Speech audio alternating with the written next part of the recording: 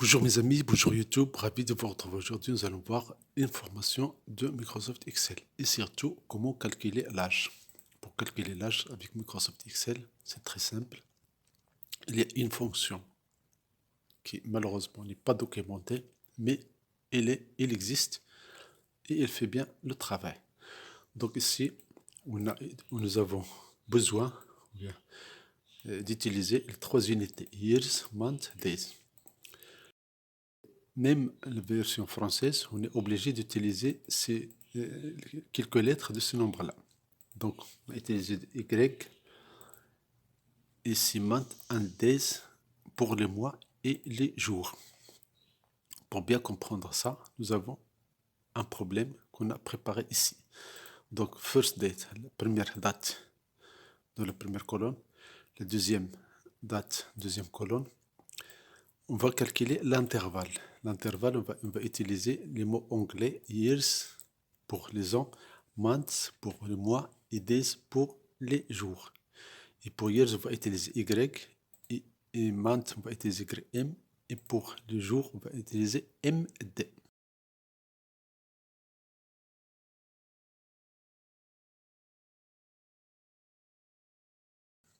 Donc, si on veut calculer cette formule-là,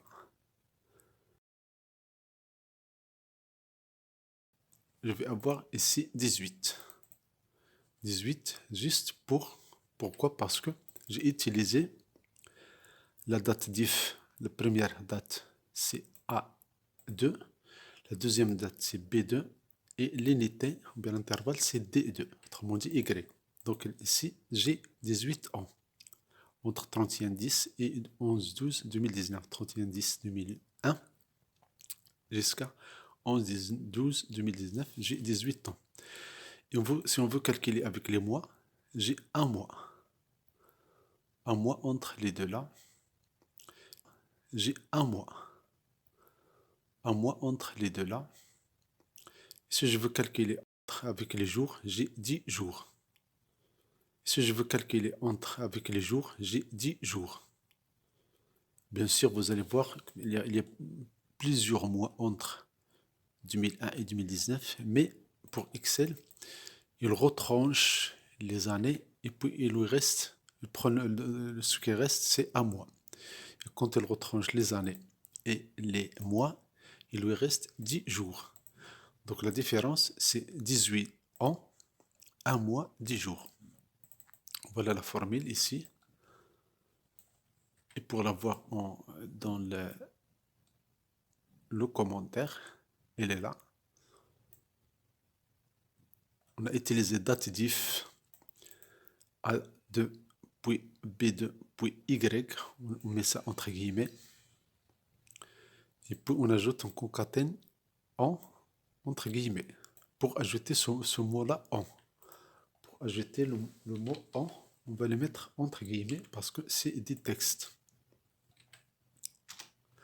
La même chose ici pour ajouter le nombre de mois qui reste, c'est A2, point virgule, B2, YM.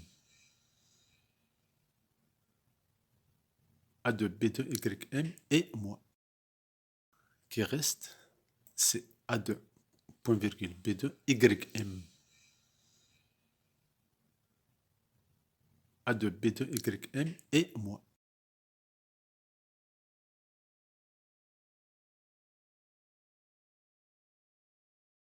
Et pour prendre en compte les jours qui restent, je vais écrire MD.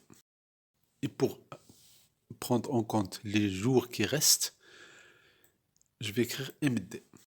Donc, entre la date 31 octobre 2001 jusqu'à 11 décembre 2019, il s'est écoulé 18 ans, un mois, 10 jours.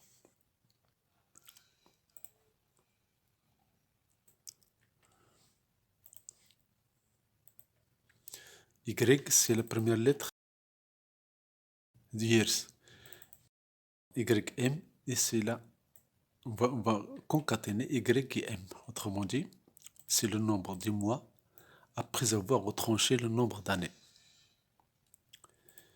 Et pour days, les jours, On va faire MD. Autrement dit, le nombre du jour après avoir retranché le nombre d'années et le nombre du mois. Donc si vous voulez faire l'exemple ici, on a la première date 1, 6 du 1000. La deuxième date 6, 9 du 1017. Je veux calculer le nombre du jour qui s'est écoulé entre ces deux dates-là. Donc on va faire égal date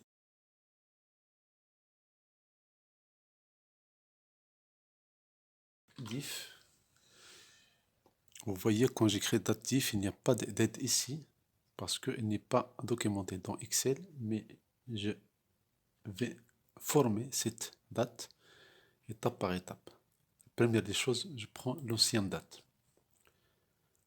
Deuxième virgule, deuxième argument, deuxième date. Virgule, point virgule, je vais mettre Y. Ça, c'est le nombre d'années. Le nombre d'années. Si je veux le nombre de mois, je vais faire égal date diff. Je prends la première, l'ancienne date. Puis, deuxième date. Point virgule, je vais écrire YM. Voilà, c'est le mois. Et pour les jours, on va faire égal date diff, j'ouvre la parenthèse, première date, puis la deuxième date, point virgule, MD. Ça, c'est les jours. Donc pour former ça, je peux faire et commercial O2 et pour le mois N2, O2, N3, O3. Vous allez voir, ça va donner des résultats, mais il n'y aura pas d'espace entre ces données-là. Donc, qu'est-ce qu'on va faire? On va insérer un peu d'espace. Pour insérer d'espace dans Excel, c'est très simple. Il suffit de concaténer avec créer ce vide-là. Donc, je l'ai créé ici. La même chose, je sélectionne, CTRL C, et puis après, voilà.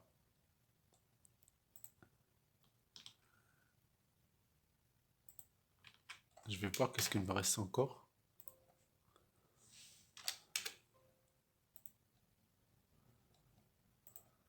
Entre guillemets.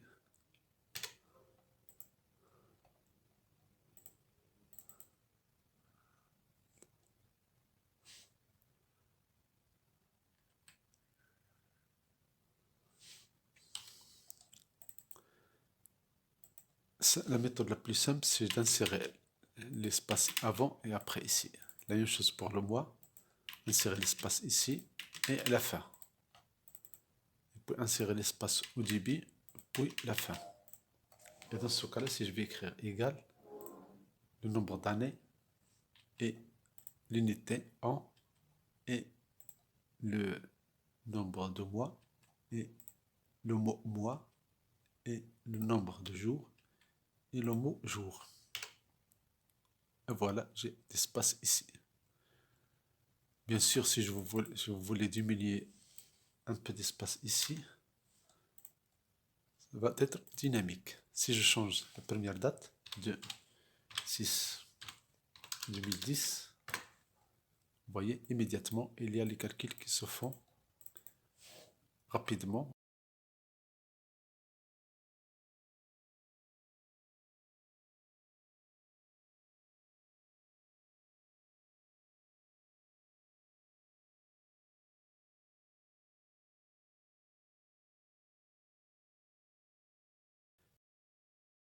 Merci pour votre fidélité, merci pour votre abonnement à cette chaîne.